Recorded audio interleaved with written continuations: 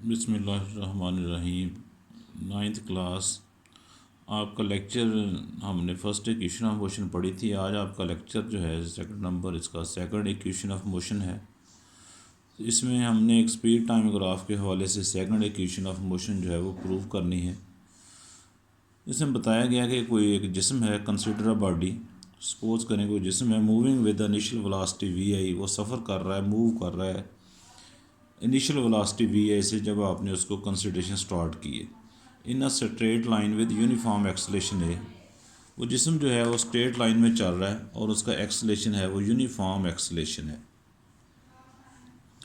और कुछ देर के बाद its velocity becomes V F after time T, और थोड़ी देर के बाद उसकी वेलोसिटी जो है वो वी आई से वी एफ हो जाती है टी टाइम गुजरने के बाद। तो इसको आप एक स्पीड टाइम ग्राफ से दिखाया गया है कि एक जिस्म है, उसकी इनिशियल वेलोसिटी वी आई थी, उसकी फाइनल वेलोसिटी हो गई वी एफ, और उसने टाइम जो है वो टी टाइम के बाद हुई है। तो ये आपके पास ओ से ए तक जो फासला है ये इनिशियल वेलोसिटी वी आई को ज़ाहिर करता है। इस तरह सी डी जो है वो भी आपका वी आई को ज़ाहिर करता है। पिछली फर्स्ट इक्वेशन ऑफ मोशन में हमने पढ़ा था कि बी सी जो है ये चेंज इन वेलोसिटी है। अगर फर्स्ट इक्वेशन ऑफ मोशन को हम देखें तो उसके अंदर चेंज इन वेलोसिटी जो है वो इक्वल टू आती है ए टी के।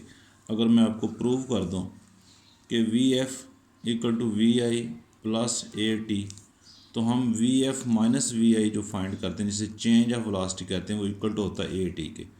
सो इट मीन कि आपकी चेंज इन वेलोसिटी जो है वो इक्वल टू है ए वी के। तो हम फर्स्ट इक्वेशन ऑफ मोशन जो है हमने चेंज ऑफ वेलोसिटी जो है वो इक्वल टू ए टी के आती है वो प्रूव कर ली। तो इस सेकंड इक्वेशन ऑफ मोशन में हमने क्या करना है, हमने इस जिस्म ने जितना फासला तय किया है ए से बी पॉइंट तक, और ये एक स्लोप लाइन जो है इसके अंदर जितना ये शेडेड एरिया है, इस एरिया फाइंड कर लें हम ओ ए बी डी, तो इक्वल टू आएगा आपका टोटल डिस्टेंस जो इस जिस्म ने तय की है। अगर डिस्टेंस फाइंड कर ले तो हमारी सेकंड इक्वेशन ऑफ मोशन जो है वो प्रूव हो जाती है। इसके लिए हम लिखते हैं कि in speed time graph the total distance S travelled by the body under the speed time graph जो है is equal to the total area O A B D. तो हमारा ओ ए बी डी जो area है ये हम find कर ले, ये टोटल डिस्टेंस को तय करता है। तो इट मीन टोटल डिस्टेंस जो जिसम ने तय किया है वो इक्वल टू आता है area O A B D. Total distance S equal to आएगा area of O A B D. अब ये एरिया जो है, अगर आप इस फिगर को कौन देखें, गौर करें, ये ओ ए बी डी, ये दो इसमें से फिगर्स बनती हैं। एक आपके पास ओ ए सी डी, ये एक रिक्टेंगल है, और एक ए सी बी, ये एक ट्राइंगल है और राइट एंगल ट्राइंगल है। हम अगर इस टोटल एरिया को दो हिस्सों में डिवाइड कर दें, हम इसे कह दें कि एरिया ऑफ रिक्टेंगल वो है आपके पास ओ ए सी डी, ओ ए सी डी प्लस दूसरा बनता है ए सी बी। ये अगर आप गौर करें ए सी बी ये एक राइट एंगल ट्रायंगल बन रही है, तो प्लस हम ये कह सकते हैं area of triangle A C B. तो टोटल एरिया जो है ओ ए बी डी वो इक्वल टू आता है area of rectangle plus area of triangle. आपने मैथमेटिक्स के अंदर भी इसके फार्मूले पढ़े हैं कि एरिया ऑफ रेक्टेंगल जो होता है वो होता है लेंथ मल्टीप्लाई विथ। अगर हम ये दोनों एरिया अलग अलग प्रूव कर लें कि एरिया ऑफ रेक्टेंगल जो है वो इक्वल टू आता है लेंथ मल्टीप्लाई ब्रेथ। लेंथ इसमें आ रही है आपके पास कि जो रेक्टेंगल जो है उसकी ओ डी लेंथ है इसकी, और ओ ए इसकी ब्रेथ है। तो ये आ जाएगा आपके पास ओ ए मल्टीप्लाई ओ डी। ओ ए जो है ये आपका वी आई से, और ओ डी ये रिप्रेजेंट किया गया है टाइम से। तो इस तरह ये एरिया ऑफ रेक्टेंगल ये आपके पास आ गया वी आई टी। ये आपकी एक इक्वेशन जो है वो प्रूव हो गई। अगर हम टोटल दूसरा एरिया ऑफ ट्राइंगल फाइंड करें तो एरिया ऑफ ट्राइंगल जो है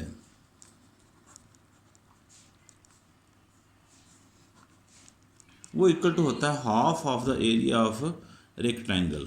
अगर ट्राइंगल जो है वो राइट एंगल ट्राइंगल हो तो वो किसी स्क्वायर की या किसी रेक्टेंगल का हाफ होता है, तो उसको हम लिख सकते हैं area of half of the area of rectangle. तो यहाँ इसकी लेंथ जो है वो रेक्टेंगल की दी गई है, वो है ए से सी तक और इसकी ब्रेथ है बी सी। तो हम इसकी लिख देते हैं ए सी मल्टीप्लाई बी सी, ये लेंथ मल्टीप्लाई ब्रेथ इसका हाफ कर दिया, तो ये एरिया ऑफ ट्राइंगल बन जाएगा। अब 1/2 अपनी जगह पर रहेगा। इसमें ए सी जो है ओ से डी तक भी टाइम को रिप्रेजेंट करता है और ए से सी तक भी जो है वो टाइम को रिप्रेजेंट करता है। ये आपके पास आ गया टाइम मल्टीप्लाई बी सी जो है अभी आपको मैंने पहले प्रूव करके दिखाया कि बी सी जो है ये चेंज इन वेलोसिटी है, ये ए टी के बराबर आती है। फर्स्ट इक्वेशन ऑफ मोशन से इसको प्रूव भी कर दिए कि V F equal to V I plus A T होता है। वहाँ से आप ए टी इक्वल टू आ गया चेंज इन वेलोसिटी, तो बी सी जो है ये इक्वल टू आ गया ए टी के। तो यहाँ हम इसकी जगह ए टी प्रूव कर देंगे। इस तरह ये टोटल जो है ये 1/2 ए टी स्क्वायर, ये आपके पास सेकंड ये प्रूव हो गई। अब ये दोनों पार्ट जो थे, जो मेन इक्वेशन थी हमारे पास, ये उसके पार्ट थे दोनों कि हमारे पास जो टोटल एरिया ऐसा वो area of O A B D equal to होता है area of rectangle plus area of triangle.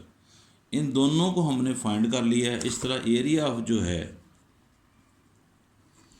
Area of O A B D ये इक्वल टू आ जाएगा आपके पास V I T plus 1/2 A T square. और ये एरिया ऑफ बॉडी ये आपके पास था इक्वल टू एस के, जो हमने फाइंड करना था, इक्वल टू आ गया V I T plus 1/2 A T square. ये आपके पास सेकंड इक्वेशन ऑफ मोशन जो है यही इसकी प्रूव्ड करना था। तो टोटल एरिया इस जिस्म ने जो तय किया है ए से बी पॉइंट तक, वो एरिया जो है वो इक्वल टू उसके डिस्टेंस तय करता के बराबर है। जितना इसने डिस्टेंस तय किया ए से बी तक, वो इक्वल टू होगा area of O A B D. ये एरिया बनता है ए बी लाइन जो स्लोप है उसके अंडर कितना इसने एरिया तय किए। एरिया हम फाइंड कर लें तो हम डिस्टेंस फाइंड कर लेंगे, डिस्टेंस फाइंड कर लें तो उसका फार्मूला बनता है V I T plus 1/2 A T square, और यही सेकंड इक्वेशन ऑफ मोशन है। तो आप लोगों ने इस सेकंड इक्वेशन ऑफ मोशन को प्रूव करना है। आपका पूरा प्रूफ आपके सामने इसको पुटअप कर दिया है। तो ये आपका आज का असाइनमेंट है, इसको लर्न करना और इसको होमवर्क करना आपने। जज़ाकल्लाह।